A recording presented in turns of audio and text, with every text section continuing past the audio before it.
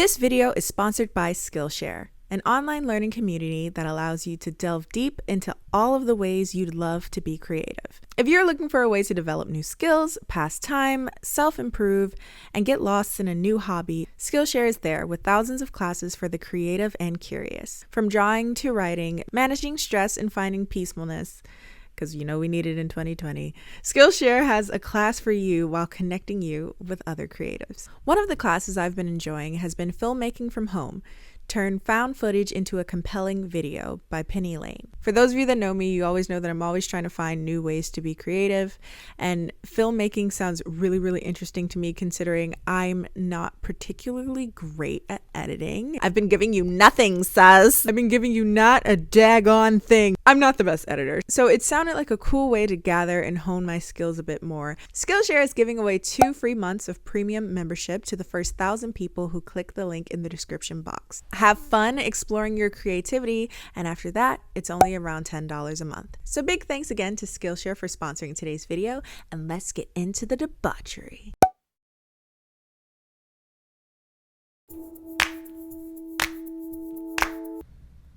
Hi. Hello. It's Kendall here.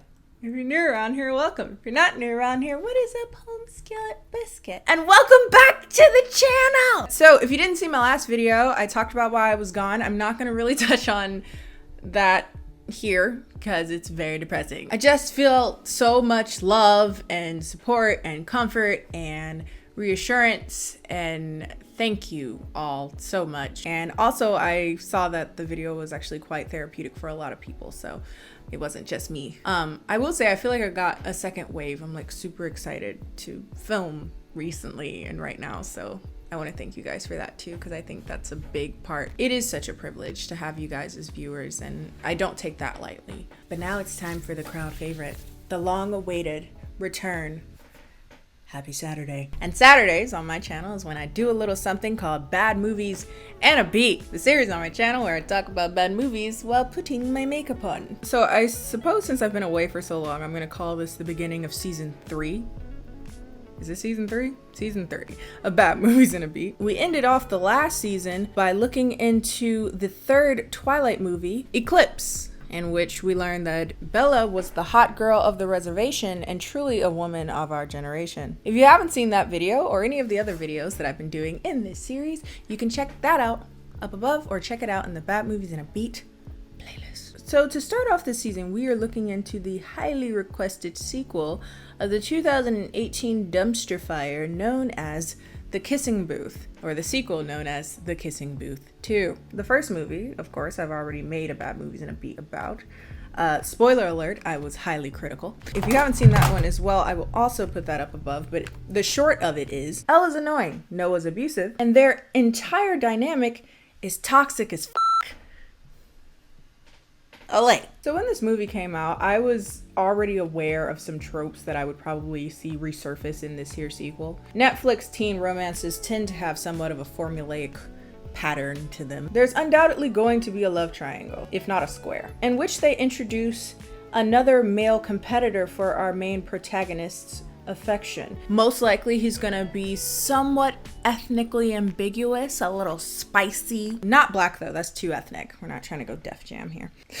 Side note, one of my favorite things happening right now on the internet is all of the really funny tweets about Terry Crews. White is also king. But yes, we will have a quote-unquote palatably ethnic dude. In this case, he's like a Spanish-speaking white man, so just enough. But yes, a little bit of palatably ethnic competitor to the abusive white dude. Abusive white dude will still reign victorious despite him showing no real change in behavior and spending the majority of the movie gaslighting the female protagonist. But hey, it's romantic. But this of course will not happen without some drama, some misunderstandings, and some not at all predictable questioning of their love. Now I joke about being psychic, but I really should be careful before this power falls into the wrong hands. Maybe I can get like some lottery numbers, make something go right in this year, Jesus Christ. But one thing that I did not expect is for this movie to be 2 hours and 15 minutes. Not just that, it's 2 hours and 15 minutes of montage.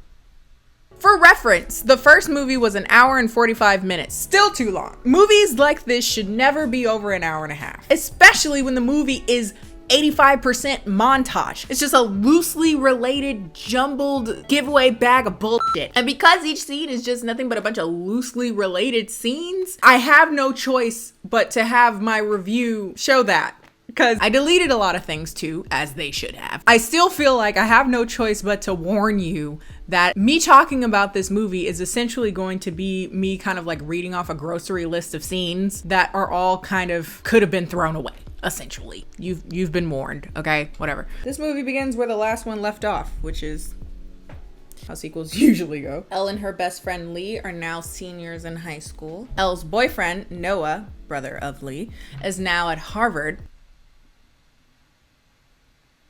Movies love to act like getting in Harvard is just the easiest thing to do. And okay. Immediately at the beginning of the movie, we're just bombarded with information, of course, shown via montage. At the end of which, the only thing you need to know is that Ella and Noah are still together. The OMG girls are still a non-thing in this movie. To this day, I don't really know their purpose. Are they supposed to be comedic relief? Because, you know, they're supposed to be super popular, right? But they're like so inconsequential to the movie that I can't help but think you could have just not had them. But again, like in the first movie, they kind of felt like, well, this is a teen movie. We have to have all the stereotypical tropes, one of which is like a mean girl group consisting of 3 people. But again, this movie is 2 hours and 15 minutes. Cut the fat. Swiftly into the movie, we start to notice some mismanaged dynamics, if you will, between Elle and her newly mature boyfriend. 18-year-old boys, mature, oh my god. Elle wants to be, you know, mature and allow her boyfriend to spend time without her. She doesn't want to be super clingy. She wants to allow him to have a time at college. Noah is toxic, hence the last movie, and he's not okay with that. So he calls her school when she doesn't pick up the phone, texting him during school hours, lies to the office and says that it's her dad calling about an emergency just to figure out why she wasn't texting him back. Girl, it's not cute. She's in school. You know her hours. But hey, we're not supposed to think he's toxic because they play a cute little pizzicato while he's on the phone. Being that this movie is called The Kissing Booth, there needs to be another one. The Kissing Booth is such an afterthought. They're doing it again this year, Elle and Lee. The only issue is that since Noah's gone, there's no hot guys. Or there is. Bring in our somewhat ethnic white dude, Marco. Now, they introduced this Marco dude in a very peculiar way. Essentially, they have Elle getting tricked into talking about how hot he is over the intercom for a very long time. This guy is a snack, indeed. Maybe an entree. Looking at a tray of ice cubes or a 6-pack. Just call me an earthquake because I am legit shook right now. I don't know whether to lick it, smack it, bite it. I don't know about you. Maybe I'm too loyal.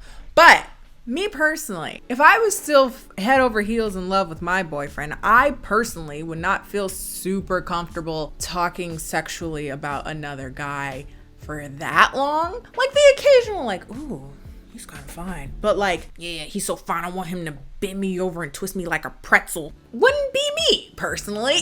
I would feel comfortable. But this chick is just going. Like the Energizer Bunny. And you want me as an audience participant to be like, oh yeah, she still loves Noah.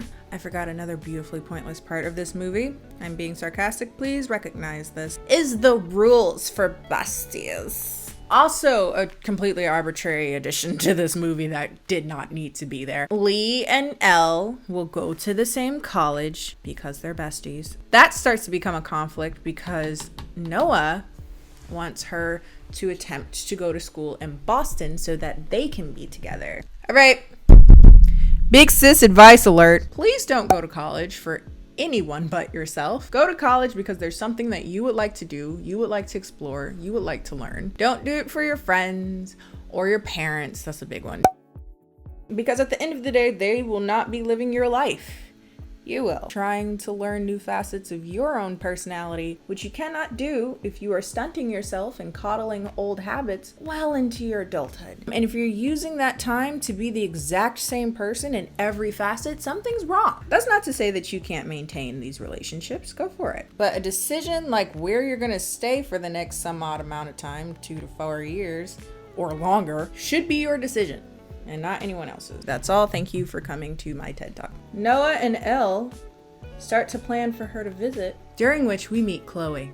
Now, I've met bitches like Chloe. Chloe's just a little too nice, a little too touchy, a little too close, a little too friendly, and a little too unconcerned about how close and how inappropriate sometimes her remarks and relationships are with people who are in relationship, men. Now, I would like to go on record and say I kind of wish that the obstructions to these two people's relationship weren't the only people that were,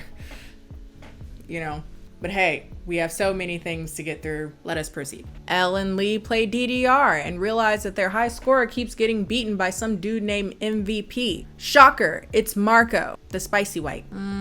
Oh, that's too light now, isn't it? Elle sees a poster for a DDR competition that would help her pay for college because apparently all of a sudden she's broke, which is news to me. If you're going to the same school as all these other people, and if you checked his house from the last movie, they got money. This is new, but we wanted it to be relatable. But she needs money for college. So Lee fakes a leg injury to ensure that he will no longer have to practice with Elle for this competition so that he can spend more time with his girlfriend without having to talk to Elle about her third wheeling their relationship all the time. Another thing that he was able to do by that is to convince Marco, MVP, to be her partner for it, and also convince him to be a part of their kissing booth because they forgot that they had to have that in there somewhere. Elle visits Boston, where she finally meets all of Noah's new college friends, including Chloe. Hello, gorgeous. It's so good to see you. You're beautiful. Thank you. He does do as he's told, so I keep him around. I don't have any earrings to take off. Now, outside of her being just completely inappropriate, we're also meant to believe that she's just exceedingly interesting due to her just completely bombastic storytelling and her ability to speak romantic languages. I hate her too. And that hate grows as Elle finds an earring under Noah's bed in his room. She doesn't bring up this earring to Noah, but she does say something along the lines of how uncomfortable she is with his friendship with Chloe, okay? Because she just doesn't know boundaries, and I would feel uncomfortable too. Noah says nothing's going on with her, she's just a friend, aren't they always? But soon thereafter, we see her coming to his room, being like, I'm taking you out, going in his closet, just being way too comfortable, just overall in his space. And he's entertaining it. He's not saying, well, hey, can you like not do that? That's kind of inappropriate. Like, oh yeah, you're good for me. Dumbass. Lee tells his girlfriend that he loves her over the school intercom. Ew. I was gonna largely ignore this, but it brought up like a repressed memory of mine, and I love when Bad Movies and B does that. Picture it, my freshman year in college, second semester, I was taking a big lecture class. In the middle of the lecture, this guy comes in and he pulls a Kanye and he's like, I'm gonna let you finish, professor, but I came here to give my girlfriend coffee because she said she was tired. And I have never felt more embarrassment for another person in my life. If you're a young buck out there looking to impress a girl, I highly don't recommend doing anything like this. Elle brings up the earring to Noah. Noah defends himself and says that he's not sleeping with her. However, he continues to lie when he's going out with her and spending time with her, lying and saying he's hanging out with his guy friends when it's actually just him and Chloe. You can sit there and look dumb if you want to. He starts blowing off calls, which are really important when you're in a long distance relationship, with his girlfriend to hang out with this other girl. And meanwhile, Elle and that other dude are still training for that Dance Dance Revolution competition. There's too much going on. Speaking of too much going on, they add this completely... This part pissed me off because they added a non-arc, a non-subplot, where they literally just throw a random gay dude into the mix that we've never met before. And they have him go up to Elle and say, yeah, I want this other guy, but people don't know I'm gay. And she, as of course a straight woman, is supposed to be the key to him unlocking who he is and accepting his sexuality. The pander of it all. Keep in mind, I don't think they ever introduce his name. We don't have any story arc from him in the first movie. He's literally peppered in there. I don't feel like we're covering all of our bases for inclusivity. Let's sprinkle a little gay in there.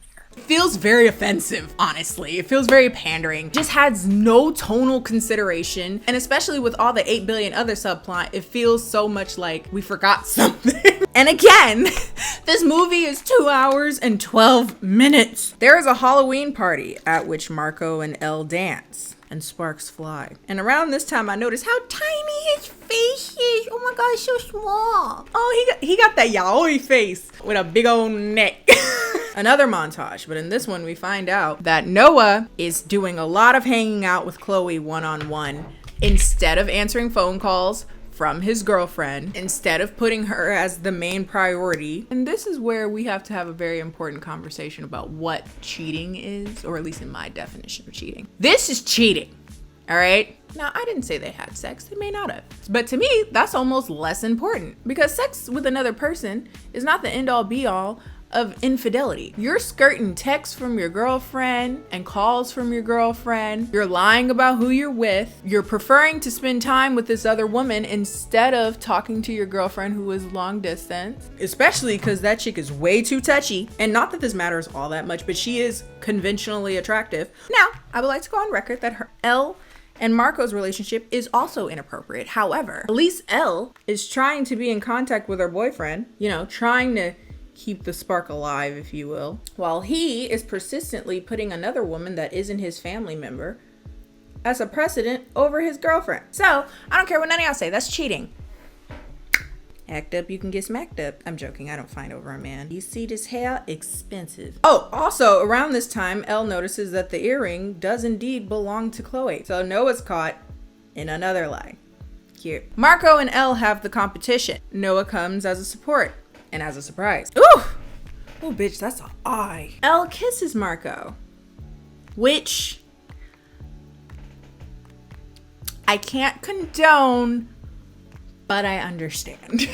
Noah has the nerve to be mad about it and runs out of the stadium. Elle wins the money, by the way, so congratulations, girl, congratulations. Thanksgiving break arrives, and all of the angry people are together for dinner for some reason, because despite being angry at each other, they still invite each other to all come to the same dinner. Lee is angry because he found out that Elle is considering going to college near Noah, even though besties are supposed to go to college with each other. Noah's mad about the kiss, and he brings Chloe halfway across the country. I don't know about you, but I would feel uncomfortable, especially if I knew that my friend and his girlfriend were having a time. All of this, of course, comes to a head at the dinner table after Elle announces that she found Chloe's earring under Noah's bed. Now, this is the story they want me to believe. Chloe didn't sleep with Noah. She was just over his house when she had an argument with her guy while Noah was away, and she just wanted to get away, so she slept in his room. That's still inappropriate. Why do you feel that comfortable with him, a dude with a whole ass girlfriend, to just go in his bed and sleep in it without telling him? Gross. Then goes on and on about how Elle probably feels and explaining this to Noah because, again, they want us to believe that she's a good person. As if she wasn't being extremely inappropriate the entire movie. Bitches know what they be doing. Noah and Lee square up while he's getting crowned. I guess that's what this is supposed to be. I don't know. He got that Arthur fist. Okay, so I'm cute. I forgot I could be in quarantine. Jesus. Cute little thing. Okay, anyway. Oh, right, the kissing booth. Right, because that's why they call it this. Okay, the gay guy kisses the dude that he had a crush on, so congratulations. But it's Elle's turn, and this time she's up with Marco. Ooh, is that a wig? Has she been wearing a wig this entire movie? They wouldn't make her hair look like that. She dense. Denser than the 65-year-old adults trying to make a movie about 25-year-old teenagers. Oh my God, I didn't sing the song. I'm reading her 25-year-old teenagers.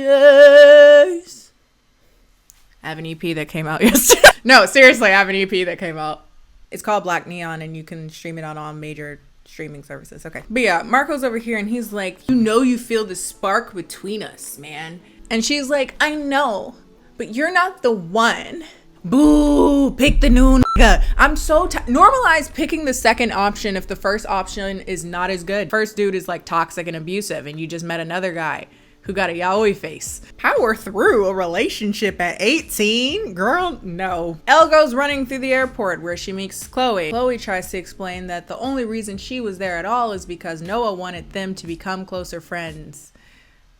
Right. That's enough for Elle though. She's like, oh my God, I wish I would have known that. She sees Noah again and they commence to gaslight each other for the rest of the scene. He tells her that he started lying about seeing Chloe because essentially it was her fault because she would get jealous because of how inappropriate it was. Especially when you're like ignoring me to hang out with her, inappropriate. And that he always wanted a relationship that Elle and Lee had, and he wanted the same thing with this Chloe chick. Don't put shit in my hands and call it a bonbon. Elle and Lee are childhood friends. They are essentially siblings, right? If they haven't smashed yet, or if they haven't dated yet, they weren't going to. You met at your grown age of 18, but you know what I mean. A whole other grown woman and said, we're besties now. And as far as I know, she into dudes and you're into girls. And again, you're ignoring your girlfriend for this new person. And you want me to believe that there's nothing suspicious about that. And then of course, Elle kissed another dude, which I'm not saying it's okay. She should have broke up with him first. But I get it. Elle applies to college, and shocker, shocker, she applies to the one that Lee wants her to go to, as well as the one that Noah wants her to go to. Guess she didn't consider which one she wanted to go to. She got accepted to both. And that sets up the next dilemma for the third Kissing Booth movie. Because we needed that. And swiftly after this movie was released, maybe days, if that, after it was released, we were made privy to there already being a third movie in production as we speak, preparing to go out 2021. In the year of the Rona, they're recording this movie because we needed to risk further pandemic infestation for the Kissing Booth 3. You know what? Sometimes you just sit there and you say, the world could burn. So yeah, the movie sucks. Don't recommend it. You don't have to watch it. Please don't.